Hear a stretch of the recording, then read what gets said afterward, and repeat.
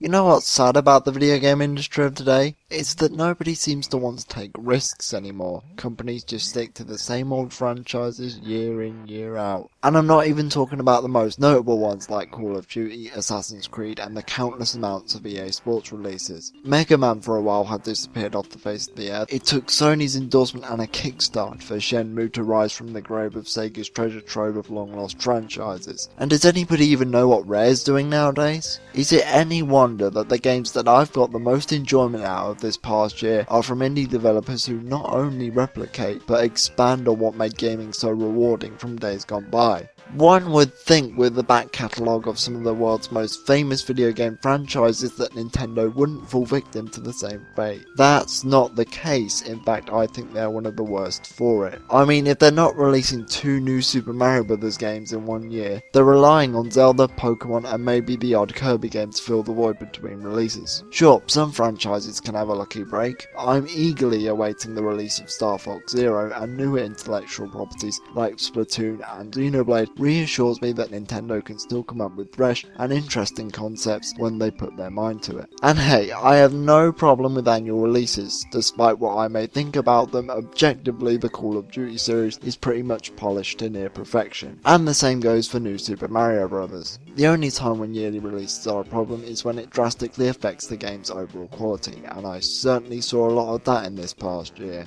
Getting to the point here, just because a series of games is absent for quite a while, that doesn't mean they don't have any hope of returning. After all, the best surprises come when you least expect them, hence the subject of today's review.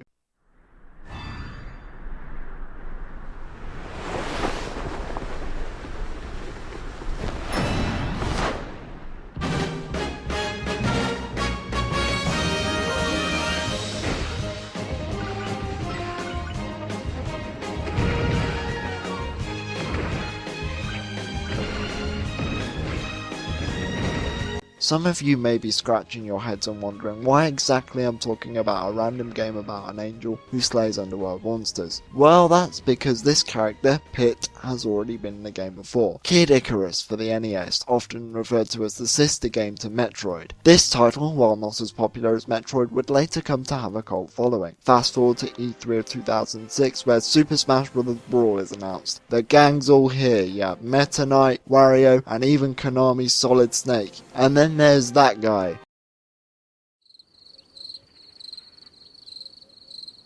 Come on, you remember Pit, right? You know, that one obscure character that made a trophy cameo in Melee? Anybody? Why the redesign? Well, Mr. Sakurai had a plan to revive this long-lost classic with a brand new game exclusive to the Nintendo 3DS, Kid Icarus Uprising. I didn't have a 3DS at the time though, so I had no interest in playing it. I do remember the praise it got, with several sites claiming it to be one of the best games on the system, but my mind was too fixated on Gen 6 of Pokemon to really give it a chance. That, and I didn't believe that a series that hadn't had a game in 2 decades would produce anything good. Back in February, I got the news that I was going to have some pretty important surgery. Trying to stay optimistic, I bought some games for my 3DS to play while I was recovering. Those games were Donkey Kong Country Returns 3D, Kirby Triple Deluxe, Zelda A Link Between Worlds, and finally this game. I got the games through the mail on Saturday, and I told myself I wasn't going to play them too much to give me something to do that following week.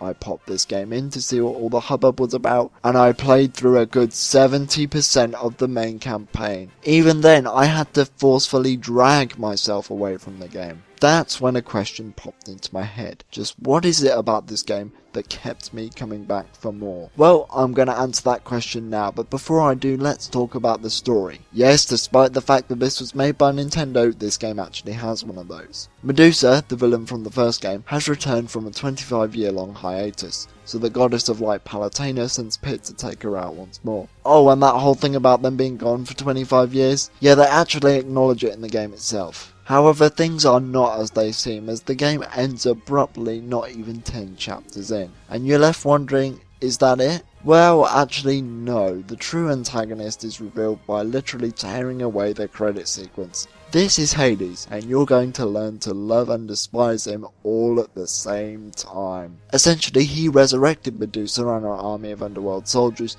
to do his bidding. He then used the fake Wish Seed to exploit humanity's greed, forging a war between humans and the gods. But wait, it gets better, as each time somebody dies on the battlefield, their soul gets sent to the underworld, which means his army grows that much larger by the second, practically making him untouchable. I'm serious when I say a good chunk of the main campaign is Pit and Palutena trying to figure out a strategy to even get close to Hades in the first place. As monotonous as that may sound, I don't mind it one bit, as the writing and dialogue is both entertaining and really refreshing to see in a Nintendo game. That's not to say the plot doesn't throw a few curveballs once in a while. Aliens could be invading one moment, and in the next your conscience has been sealed inside a ring because of something you did a few missions earlier. Man, that part of the game was weird. Every character is also fully voice acted.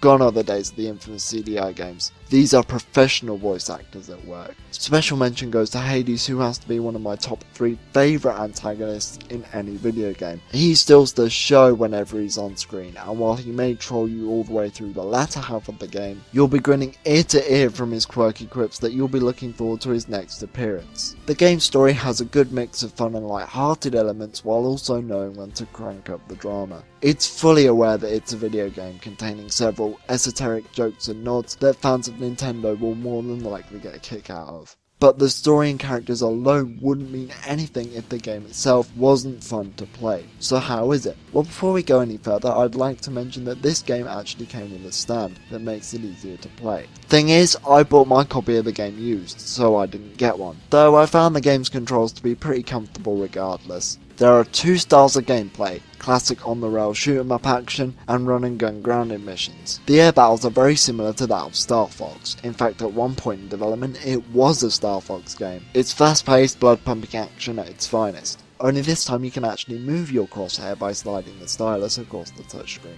making it easier to dispatch multiple targets. To top that off, the visuals in these sections are absolutely breathtaking, and it makes you realise just how far the gaming handheld has come in the past decade. Put it this way, I grew up with Game Boy Advance when games used to look like this, and while I still have a soft spot for pixel art, I can't help but love this game's aesthetics. If you'd have told me in 2007 when I got my first DS that in a few short years that the next Nintendo Portable would have the graphical capacity equal to that of the PS2 and GameCube, I would have rolled my eyes and laughed. Don't think you can just sit back and enjoy the ride, as enemies will come charging towards you. Even the game advises you to move in circles. These sections can be pretty difficult if you're not equipped for the journey ahead.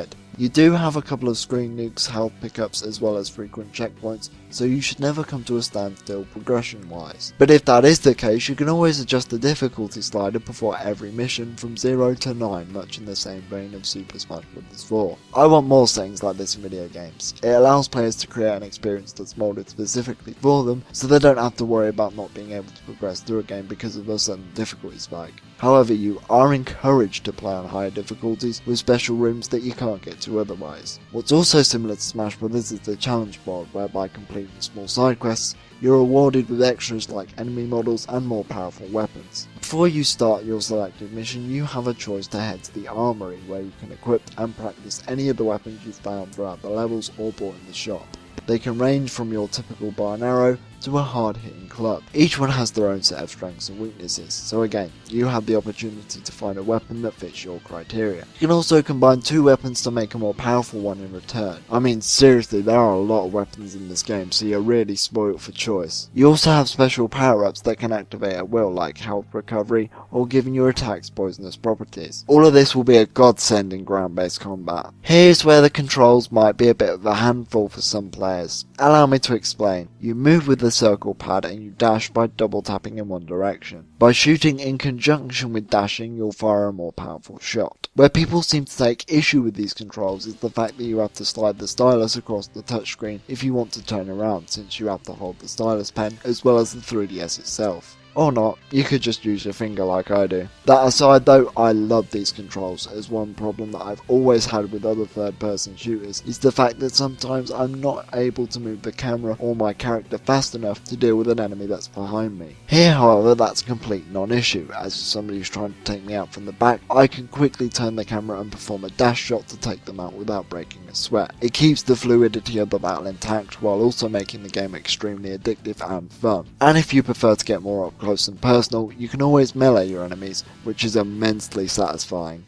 I'm going to be honest here folks, I actually prefer the brawler sections of the missions over the shooter sections. Don't get me wrong, these sections are certainly a fun ride and I enjoyed my time with them, but I've seen this song and dance before. Plus a good majority of the bosses take place on the ground and in my opinion they're probably the best part of this game. If they're not large and in charge, they're testing your skills with a fast paced fight to the death. Either way, it's a good time all round, with my favourite being the final battle with Hades just for how kinetic it is. But what would a great game be without an awesome soundtrack? It'd be like getting a cookie with no milk, and I for one was certainly treated to some delightful tunes here. The instrumentation of Dark Pit's theme is fantastic, and the boss battle theme is debatably my favourite in any video game, rivaling Sonic 06's Egg Wyvern and Banjo-Kazooie's Grunty battle respectively. You will be surprised just how much a good soundtrack can help with the sense of immersion. The second I started up the first mission and I'm flying through the sky with an upbeat song playing in the background made the hairs on the back of my neck rise. Unfortunately I haven't had any experience with the multiplayer, so I can't really comment, though I have heard great things. Even excluding the multiplayer, this game is still worth picking up for its fantastic single player campaign alone. In fact, I'm going to sum up the entirety of Kid Icarus Uprising in one sentence. It's a handheld game with the production values of a console game. I'm not kidding when I say this game is one of my favourite games of all time, and to think I nearly missed out on it thanks to prejudice. People, I implore you, even if you haven't played the original game on the NES, do whatever you can to get a copy of this game. My playthrough of Kid Icarus Uprising was such a thrilling journey. Not since the weekend that Sonic Generations came out have I experienced so much excitement when playing a video game, and I'm very glad to say I have this in my collection. The Sonic Adventure review is going to need a little more work, so to hold you guys over, next time we'll be looking at the Sonic-inspired Freedom Planet. See you guys then. Hello guys, thank you so much for watching today's video. If you enjoyed it and want to support me in the creation of my videos, I will be very grateful if you leave me a like, and if you want to keep up with my future uploads, please consider hitting that subscribe button. Also, follow me on Twitter where I keep you updated on future projects as well as just posting random nonsense. If you enjoyed this video, I'll link you to my Sonic Retrospective playlist where I dissect and discuss every game in the Sonic the Hedgehog series. That's my plan anyway. I'll also have a link to my Freedom Planet review when it's up and ready to go. Have a good day guys.